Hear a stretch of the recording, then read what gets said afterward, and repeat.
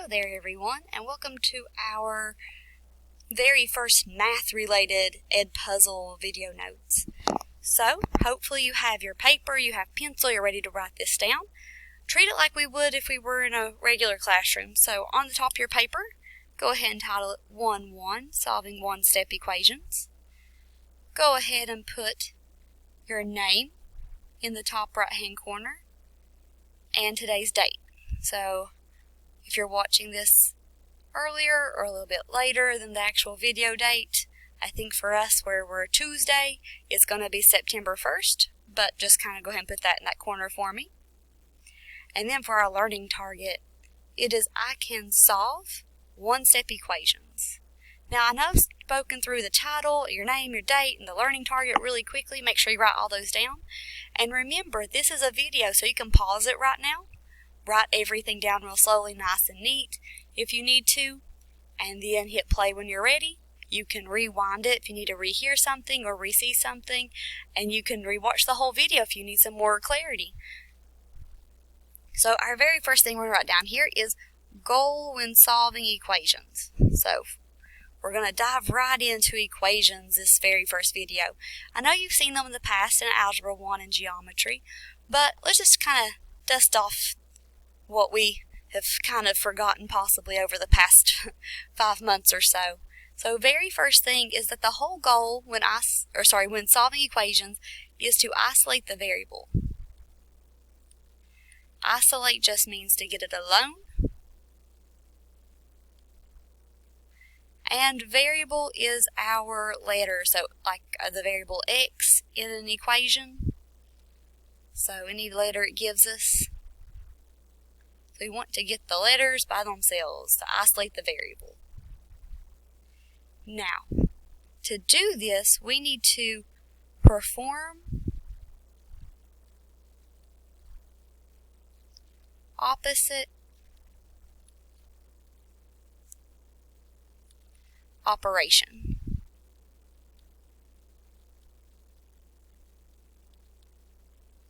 So the operation in math is just our add, subtract, multiply, and divide. So if we do the opposite of those, the opposite of addition is subtraction, and the opposite of subtraction is addition. And there's a word for this type of solving equations that we do, and we call it to transpose. So this right here is when we transpose. We take a number from one side of the equation to the other side by changing the sign. Now for the opposite operation for multiplication is division, and the opposite of division is multiplication. And for this one we need to do to both sides. So for these, I guess we'll make a star like we did for transpose. So for these, we do to both sides.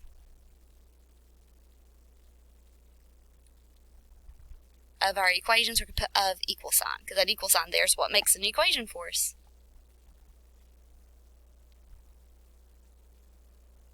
Alright, so now we're just going to dive right into our examples, and hopefully, as you see the examples, you're like, oh, I remember these. So, our very first example, I'm going to switch over to blue here. So example 1. We have m minus 48 is equal to 29. And we're asked to solve this equation, then check your solution.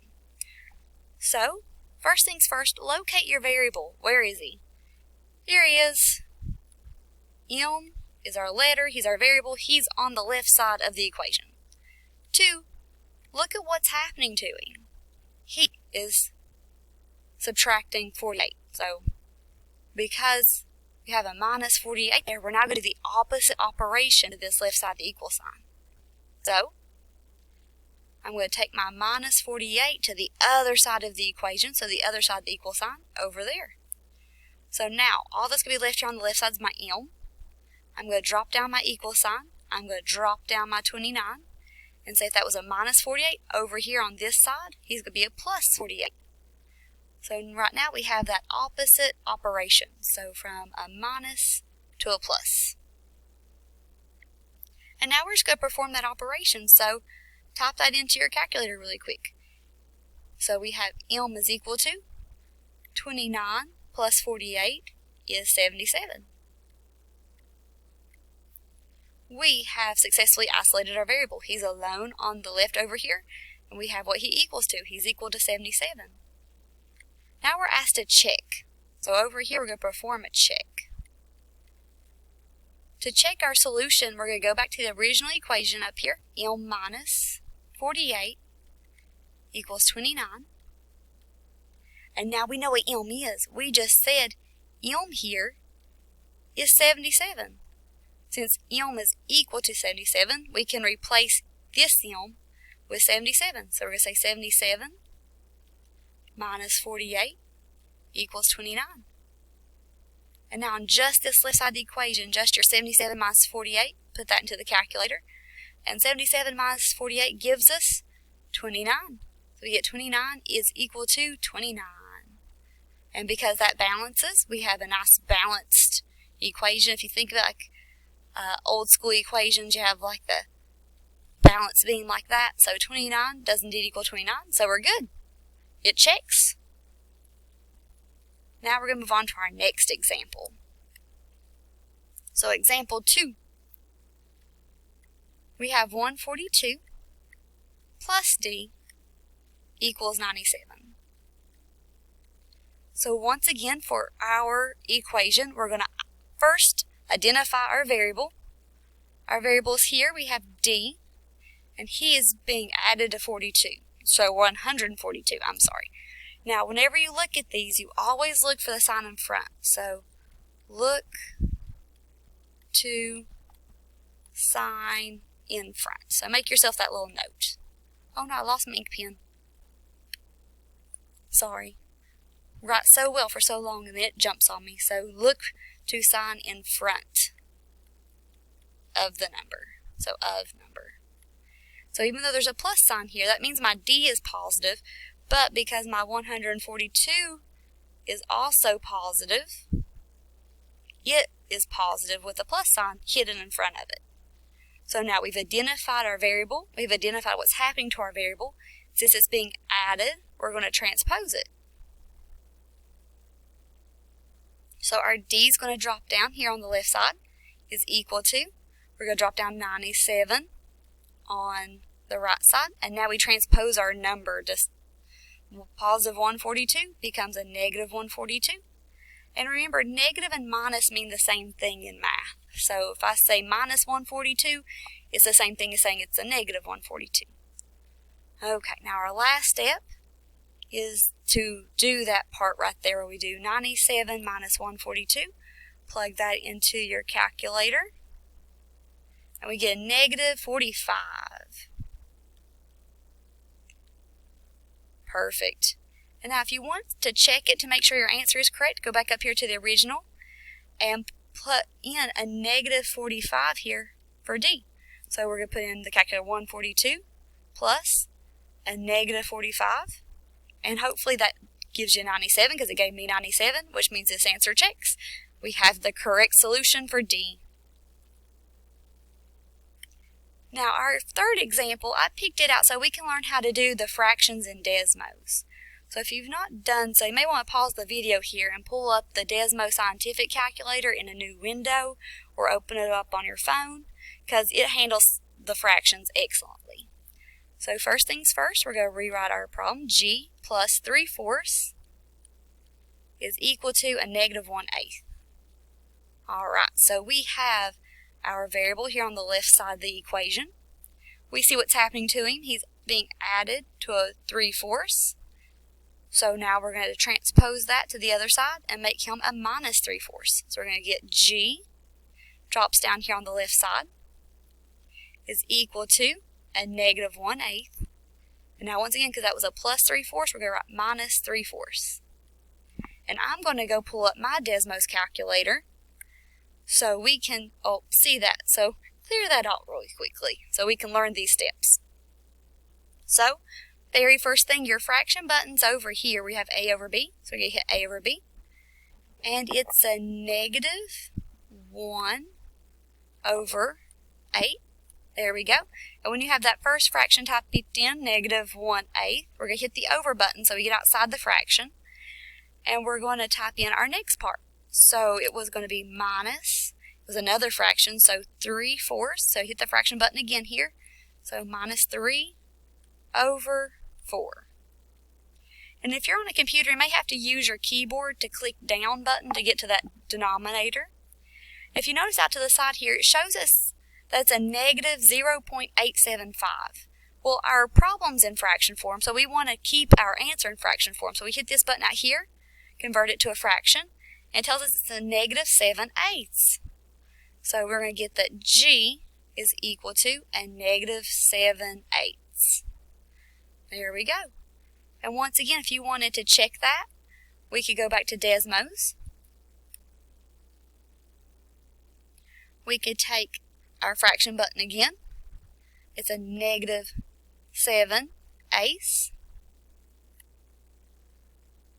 And I'm going to pull up the problem really quickly so I don't forget it. So G is going to be a negative 7/8 plus 3/4. And we're going to make sure it equals a negative 1/8. So negative 7/8 plus another fraction button, so AB, or A over B I should say, and then 3 over 4. And then once again, we want to convert it to a fraction, so we convert to a fraction button, and it tells us it's a negative 1/8, which is exactly what we wanted. So perfect, our answer checks. Now for this next part, we're going to switch gears from adding and subtracting to multiplication and division. One easy way to see that this example 4 is multiplication is that it doesn't have any symbols. There's no addition or subtraction signs happening to our variable. So over here with our variable, we have t here on the left side, and 4 is side by side with it. So anything that's being side by side is being multiplied. So the opposite of multiplication is division. So we're going to divide both sides using a fraction bar. So we're going to say since that's being multiplied by 4, we're going to divide both sides by 4. 4's cancel, and then we're left with t equals negative 32 divided by 4 is a negative 8. There we go. And if you wanted to check your answer up here, you would just put in there 4 times a negative 8. And that gives us a negative 32, so that checks. So our answer's all good. Multiplication, division problems are my favorite ones.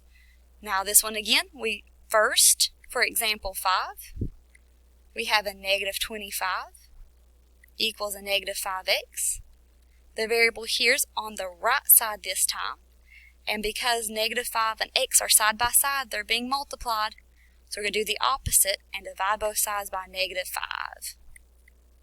And now this time we're going to put this on the right side. So negative 25 divided by negative 5 is a positive 5. Negative 5 divided by negative 5 cancels out and leaves us with just x. So this time we know that 5 is equal to x and x equals 5. Once again, if you wanted to check it, you could just do negative 5 times 5, which is 25. So we check. It's all good. And now our last couple of examples have that fraction bar. So once again, we have to know what that fraction bar means. So example 6, we have m over 7 equals 4. So since that fraction bar means it's currently being divided, we have to do the opposite and multiply. So if it's being divided by 7, we're going to have to multiply both sides by 7. Now if you divide by 7 and you multiply by 7, they cancel out. We're left with m equals 4 times 7 is 28. Once again, to check it, you would just do 28 divided by 7, which is 4, so we're good. And the very last example for us, example 7, we have 25 is equal to z over negative 4.